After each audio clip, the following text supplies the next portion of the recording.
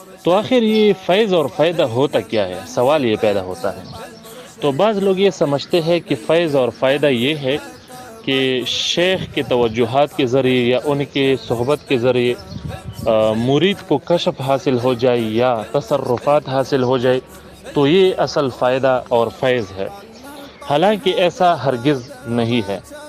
اگرچہ تصوف میں بعض لوگوں کو کشف، تصرفات، یہ چیزیں حاصل ہوتی ہے، اس کا انکار نہیں، لیکن یہ غیر مقصودی چیزیں ہیں. تصوف ان چیزوں کے لیے نہیں ہے.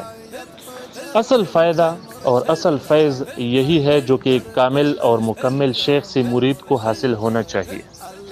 وہ کیا ہے؟ وہ یہ ہے کہ شیخ کے صحبت سے، شیخ کے توجہ سے مرید کے نفس کا تزکیہ ہو. اس طرح سے اللہ تبارک و تعالیٰ کا، حضور صلی اللہ علیہ وآلہ وسلم مبارک کا عشق اور محبت، معرفت مرید کو حاصل ہو. اس طرح سے مرید کو دین کی طرف راغب کرے، اس کو شریعت کی طرف راغب کرے اور ہر قسم غیر شرعی امور سے بچائے. تو یہ اصل چیز ہے، یہی اصل فائدہ اور اصل فیض ہے. یہ سمجھ لینا چاہیے کہ آپ کے کامل اور مکمل شیخ سے آپ کو یہ فائدہ اور فیض حاصل ہونا چاہیے کہ آپ کے نفس کا تزکیہ ہو، اللہ تبارک و تعالیٰ کا، حضور صلی اللہ علیہ وآلہ وسلم مبارک کا عشق اور محبت، معرفت اور اتباع، یہ چیزیں آپ کو حاصل ہو جائے اور دین کی طرف آپ کو راغب کرے اور شریعت پر عمل کرنے کی طرف آپ کو راغب کرے. تو یہ اصل فیض اور فائدہ ہے، یہ شیخ سے حاصل ہونا چاہیے مرید کو.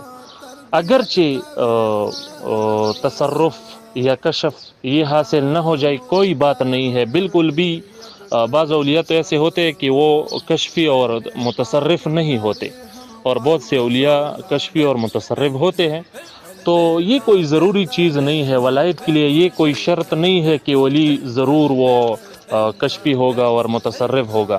بعض اولیاء ہوتے ہیں کشفی بھی ہوتے ہیں، متصرف بھی ہوتے ہیں، بعض اولیاء نہیں ہوتے. تو یہ کوئی ضروری چیز نہیں ہے. ولایت کے لیے کشف اور تصرف کوئی شرط نہیں ہے، یہ سمجھ لو. اور میں تو سمجھتا ہوں، میرے علم کے مطابق، میرے تجربے کے مطابق، یہ جو کشف ہوتا ہے، یہ تصرفات ہوتے ہیں، یہ تو بعض لوگ ایسی بھی ہوتے ہیں کہ بالکل مسلمان بھی نہیں ہوتے، لیکن وہ محنت کرتے ہیں اور مراقبات کرتے ہیں یا کچھ اور چیزیں کرتے ہیں جس کے ذریعے سے ان کو کشف بھی حاصل ہوتا ہے، تصرفات بھی حاصل ہوتے ہیں، حالانکہ وہ مسلمان بھی نہیں ہوتے. تو اسی لیے بتا رہا ہوں کہ یہ کشف اور تصرفات ولایت کے لیے کوئی ضروری چیز نہیں ہے. بعض اولیاء کرام کو حاصل ہو جاتے ہیں، تصرفات بھی حاصل ہوتے ہیں، کشف بھی حاصل ہوتے ہیں، اور بعض اولیاء کرام کو بالکل حاصل بھی نہیں ہوتے. تو ٹھیک ہے، اگر کسی کو حاصل ہو جائے تو اچھی بات ہے، لیکن اگر کسی کو حاصل نہ ہو جائے تو کوئی مسئلہ نہیں، کوئی بات نہیں ہے. اصل چیز، اصل فائدہ، اصل فیض یہی ہے کہ شیخ کی صحبت سے آپ کو اللہ تبارک و تعالیٰ کا، حضور صلی اللہ علیہ وآلہ وسلم مبارک کا عشق اور محبت، معرفت حاصل ہو جائے، آپ کی نفس کا تزکیہ ہو، آپ کو دین کی طرف راغب کرے. تو یہی اصل فیض اور یہی اصل فائدہ ہے جو کہ ایک شیخ کی صحبت میں ہوتی ہے.